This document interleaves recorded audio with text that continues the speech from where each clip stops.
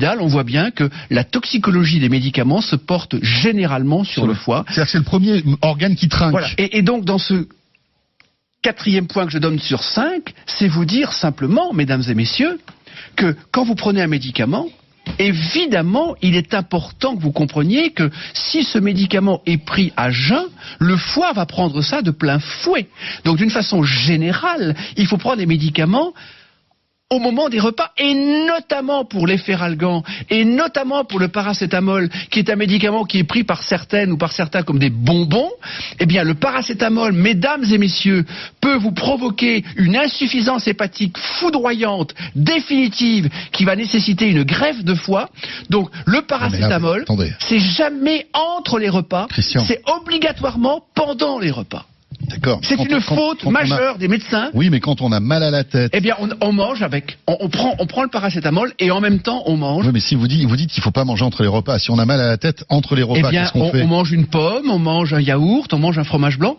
Avec, ça permet d'accompagner et de préserver le foie parce que si vous voulez, je connais des patients. En gros, pas de Doliprane à jeun, quoi. Voilà, jamais, pas de paracétamol entre les repas. Et si vous prenez un paracétamol, l'ibuprofène, même chose. C'est pareil, c'est encore pire. C'est une bombe nucléaire. Parce que c'est pas le fait de prendre un ibuprofène comme ça dans la vie. C'est quand on prend de l'ibuprofène, il y a des gens qui en prennent, mais vraiment tout le temps. Et ça, ça ne va pas. L'aspirine, c'est mieux ou pas ? L'aspirine, ça a surtout un impact sur l'estomac et ça fait saigner et ça peut donner des gastrites. Donc les aspirines à 1000 mg, n'en parlons pas. Parce que non, mais on a mal à la tête, par exemple. Vaut mieux prendre. On s'éloigne un petit peu. Paracétamol, ibuprofène ou aspirine. Absolument. Plutôt paracétamol. Absolument. Alors je résume. Évidemment, boire de l'eau. Évidemment, laisser reposer le foie entre les repas. Évidemment, diminuer les sucres trop rapides et plutôt que du riz, prendre des pâtes, par exemple. Plutôt que du pain blanc sans aucune qualité, prendre du pain complet. C'est évidemment du gras, c'est de l'huile d'olive, c'est du poisson, c'est éviter un excès de fromage ou un excès de beurre, mais tout en mangeant du fromage et du beurre. C'est évidemment, comme je vous le dis, ne pas prendre trop de médicaments, car au-delà de 4 médicaments, les transporteurs sanguins, dont le foie est un activateur, ne peut plus transporter les médicaments. Donc, sur 10 médicaments, le foie va en transporter que 4. Donc, de toute façon, il y a déjà 6 médicaments à jeter. Et le foie doit les métaboliser pour les ramener au rein. Et quand un foie ne fonctionne pas, c'est une insuffisance rénale.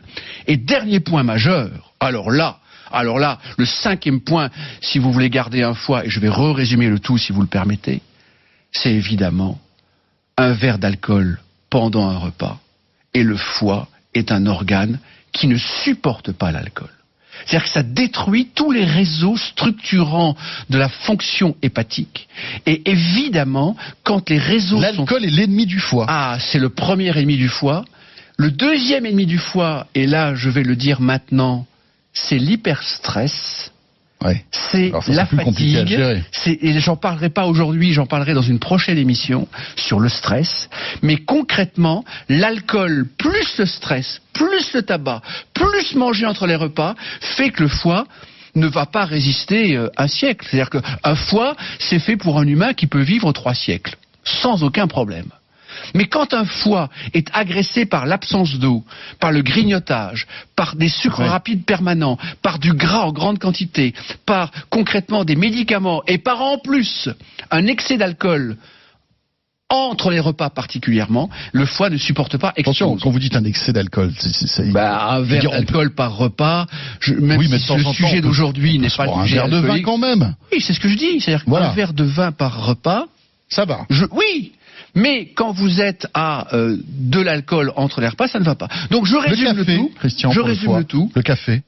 Le café, c'est bien. Le café, c'est bien. Le café, le foie, jusqu'à 4-5 cafés, il n'y a aucun problème. D'accord. 2 thés, aucun problème. Parce qu'on a des auditeurs qui disent le radis noir ne fonctionne pas pour détoxifier le foie. Et d'ailleurs, je dirais que la crise de foie est un concept typiquement français. Et les 5 points que je viens de vous donner, mesdames et messieurs, c'est-à-dire l'eau, préserver le sucre, penser au gras, les médicaments, l'alcool et évidemment le repos et évidemment, je dirais, la santé et dormir, eh bien concrètement, l'idée c'est tout cela vous préserve le foie, vous préserve la vie, vous préserve la santé.